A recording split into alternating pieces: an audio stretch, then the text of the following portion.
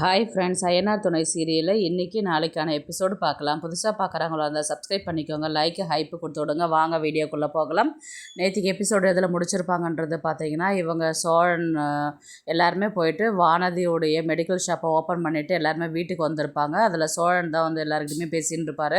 நானும் நிலாவும் வந்து ஹனிமூன் போகிறோம், நீங்கள் யாரும் வரக்கூடாது, அவள் கூப்பிட்டாலும் யாரும் நீங்கள் வரக்கூடாது அப்படின்னு சொல்லிட்டு தான் அவர் சொல்லிவிட்டு போவார். அதுக்கப்புறம் வந்து பார்த்திங்கன்னா என்றைக்கும் அதுலேருந்து தான் கண்டினியூ ஆகும். இவர் சோழன் தான் வந்து மறுபடியும் சேரன் கிட்ட வந்து சொல்லுவார், அண்ணா நீ கண்டிப்பாக வரமாட்டேல்ல, எனக்கு சத்தியம் பண்ணு அப்படின்னு. ஏன்டா இந்த விஷயத்துக்கு இல்லாமல் போய் சத்தியம் பண்ணுவாங்க அப்படின்ற மாதிரி தான் வந்து கேட்டதுக்கு, இல்லை நான் நிலா வந்து பேசிச்சுன்னா நீ அப்படியே மனசை மாறிடுவ, வரேன்னு கூட சொல்லிவிடுவ, அதனால் நீ சத்தியம் பண்ணு அப்படின்ற மாதிரி வந்து சொன்னதுக்கு சரிடான்ட்டு சத்தியம் பண்ணுவார் அவர்.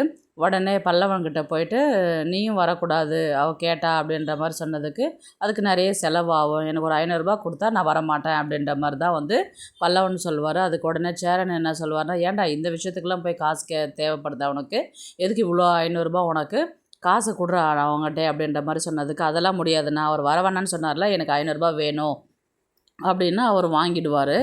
இவருங்க வந்து பேசி முடிச்சுட்டு, சரி இப்போ பாண்டியன் வந்தால் என்ன சொல்லுவேன் அப்படின்ற மாதிரி தான் பல்லவன் கேட்பார்.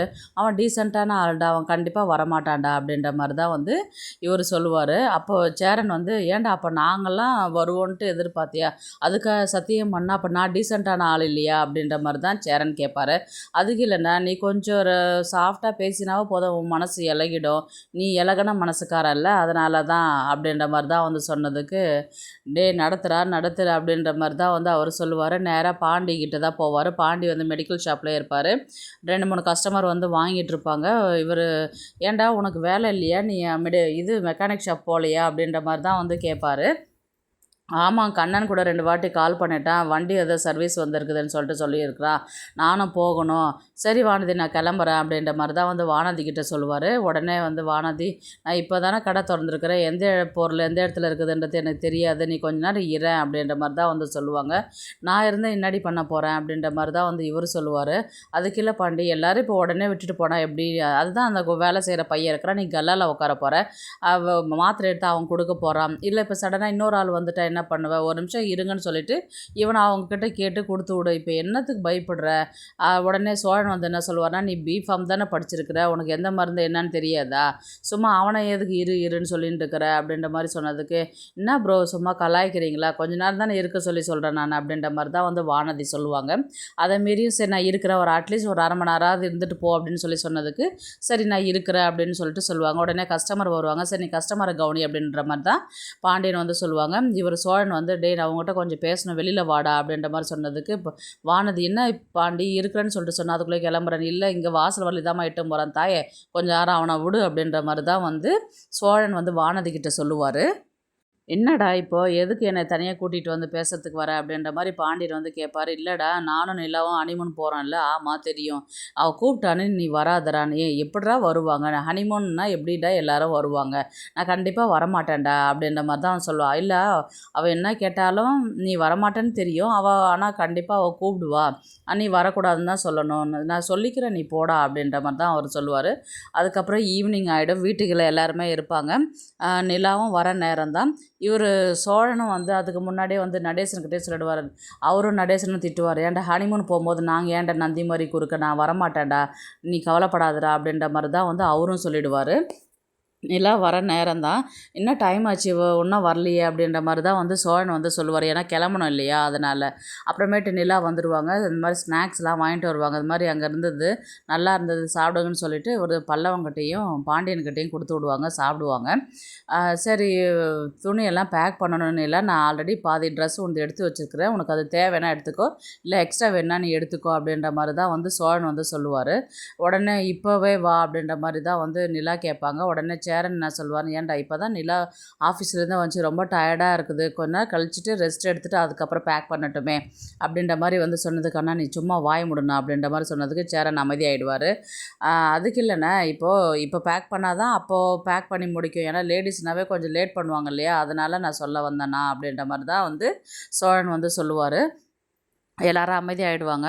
உடனே நிலா வந்து சொல்லுவாங்க, "சரி நீங்கள்லாம் பேக் பண்ணிட்டீங்களா?" அப்படின்ற மாதிரி வந்து கேட்டதுக்கு, "நாங்கள் எதுக்கு பேக் பண்ணணும்?" அப்படின்ற மாதிரி வந்து கேட்டதுக்கு, "இல்லை இவர் சேரன் வந்து எனக்கு சைட்டில் வேலை இருக்குது. பாண்டியன் வந்து மெடிக்கல் ஷாப்பை வந்து வானதி திறந்துருக்கிறா. அவளுக்கு கூட ஹெல்ப் பண்ணுறதுக்கு நான் இருக்கணும். அப்புறம் பல்லவன் வந்து காலேஜில் போகணும். காலேஜில் ஸ்பெஷல் கிளாஸ் இருக்குதுன்னு என்னென்னவோ சொல்லி மழுப்புவாங்க. யார் என்ன சொன்னாலும் நீங்கள் எல்லாரும் வந்தால் தான் நான் வருவேன், இல்லை நான் வரமாட்டேன்." அப்படின்ற மாதிரி தான் வந்து நிலா சொல்லுவாங்க. சரி நீ வா, நான் உன்கிட்ட கொஞ்சம் தனியாக பேசணும் அப்படின்னு சொல்லிட்டு தான் உள்ளார கூட்டிகிட்டு போயிட்டு ரூமில் பேசுவார். ஏன் நிலா என்கிட்ட என் கூட தனியாக வரத்துக்கு நீ பயப்படுறியா, எதுக்கு எல்லாரையும் கூட்டிகிட்டு வர அப்படின்ற மாதிரி வந்து கேட்டதுக்கு, அப்படி இல்லை சோழன், இப்போ நம்ம 2 பேரும் மட்டும் அவ்வளோ தூரம் போனால் போர் அடிக்கும் இல்லையா, நம்ம இப்போ இவங்களாம் இருந்தாங்கன்னா கமெண்ட் அடிப்பாங்க, சிரிப்பாங்க, நம்ம எதனா ஹோட்டலில் நிறுத்தி சாப்பிட்லாம், அங்கே ஹில் ஸ்டேஷன் இருக்கிறதால குளிரும், நல்லா ஒரு காஃபி குடிக்கலாம், சாப்பிட்லாம், எல்லோரும் அரட்டை அடிக்கலாம், வெளியில் போகும்போது ஜாலியாக இருக்கும் அப்படின்ற மாதிரி தான் வந்து அவங்க சொல்லுவாங்க. அதுக்கு இல்லைன்னு இல்லை, நம்ம ஹனிமூன் போகிறோம் இல்லையா, இப்போ எதுக்கு எல்லாரையும் கூட்டிக்கிட்டு போகணும் அப்படின்ற மாதிரி வந்து சொன்னதுக்கு, இன்னொரு வாட்டி நம்ம தனியாக 2 பேரும் போடலாம், இப்போ நம்ம எல்லாருமே ஃபேமிலியாக போயிட்டு வரலாமே, நீங்கள் என்ன சொன்னாலும் நான் அதை கேட்க மாட்டேன்னு தெரியும், திரும்ப திரும்ப எதுக்கு அதையே கேட்டுக்கிட்டு இருக்கீங்க என்கிட்ட அப்படின்ற மாதிரி தான் வந்து நிலா வந்து சொல்லுவாங்க. நீ பிடிச்ச முயலுக்கு 3 காலுன்றதுல நிற்பன்றது எனக்கும் தான் தெரியும், இப்போ என்ன உனக்கு, இப்போ அவங்கெல்லாம் வரணும் அப்படி தானே அப்படின்ற மாதிரி வந்து கேட்டதுக்கு, ஆமாம் இந்த வாட்டி அப்படின்னு, சரி அப்போ எனக்கு ஒரு சத்தியம் பண்ணு, அடுத்த வாட்டி என் கூட தனியாக ஒரு ட்ரிப் வருவேன்னு சத்தியம் பண்ணேன். அதுக்கு என்ன, தாராளமாகவே நான் சத்தியம் பண்ணுறேன். இன்னொன்று, அவங்க வர்றாங்கன்றதுக்காகலாம் நீங்கள் கவலைப்படாதீங்க. அப்படியே எல்லாரும் வந்தாலும் நம்ம தனியாக ஒரு ரூம் எடுத்து தனியாக நம்ம ப்ரைவசியாக இருக்க போகிறோம். அப்போ நம்ம தனியாக இருக்க போகும்போது அப்புறம் அவங்க வரதில் உங்களுக்கு என்ன பிரச்சனை அப்படின்னும்போது அவர் யோசிக்க ஆரம்பிப்பார். சரி நம்ம ரூமில் தனியாக தானே இருக்க போகிறோம், இவங்க எல்லாரும் ஒன்றா இருக்கிறாங்க, தனியாக அவங்கவுங்க ரூம் எடுத்துக்க போகிறாங்க, நைட்டில் போய் தூங்க போகிறாங்க, காலையில் எல்லோரும் ஜாலியாக ஊர் சுற்ற போகலாமே ஒன்றா அப்படின்ற மாதிரி தான் இல்லை என்னென்னவோ சொல்லி கன்வின்ஸ் பண்ணிவிடுவாங்க. சரி இப்போ உனக்கு என்ன, அந்த பாடி கார்டுங்களாம் உனக்கு கூட வரணும், என் கூட வரத்துக்கு உனக்கு பயமாக இருக்குது அப்படித்தானே அப்படின்ற மாதிரி தான் வந்து சொன்னதுக்கு, அப்படியெல்லாம் இல்லை சோழன், அவங்களும் வந்தாங்கன்னா ஜாலியாக இருக்கலாம், நம்ம ஒரே ஒரு வாட்டி தானே வெளில ட்ரிப்புன்னு போயிட்டு வந்திருக்கிறோம், இப்போ இவங்களும் வந்தாங்கன்னா ஜாலியாக இருக்கும் இல்லையா அப்படின்ற மாதிரி தான் வந்து சொல்லுவாங்க. சரி அப்படின்னு சொல்லிட்டு இப்போ வெளியில் போயிட்டு எல்லாரும் வருவீங்களா, எல்லாருமே பேக் பண்ணுவீங்களா, இப்போ கிளம்பலாம் அப்படின்ற மாதிரி தான் வந்து எபிசோடு வந்து முடிப்பாங்க. உடனே வந்து எல்லாருமே சொல்லுவாங்க எங்களுக்கு வேலை இருக்குன்னு, இப்போ நீங்கள் வந்தால் நான் கிளம்புவேன், இல்லைன்னா நான் போக மாட்டேன் அப்படின்னு சொல்லிட்டு என்ன பண்ணுவாங்க, எல்லாரும் என்னென்னவோ சொல்லி பார்ப்பாங்க, நிலா வந்து கன்வின்ஸ் ஆக மாட்டாங்க. அதுக்கப்புறம் எல்லாமே பேக்கில் ட்ரெஸ் எல்லாம் எடுத்து வச்சுட்டு எல்லாருமே ஒன்றா தான் ட்ரிப்பில் எல்லாருமே கிளம்பி போயிட்டு காரில் உட்காந்து வண்டி ஸ்டார்ட் ஆகிற மாதிரி தான் இருக்கும், கிளம்பி போகிற மாதிரி தான் இருக்கும். நான் தனியாக ஹனிமூனு போகணுன்னு நினச்சேன், இப்படி கும்பலோடு வரால இவளுக்கு அறிவே இல்லை அப்படின்ற மாதிரி தான் அவர் திட்டிக்கின்னு மூஞ்ச உம்முன்னு வச்சுக்கிட்டே வண்டி ஓட்டி வருவார்.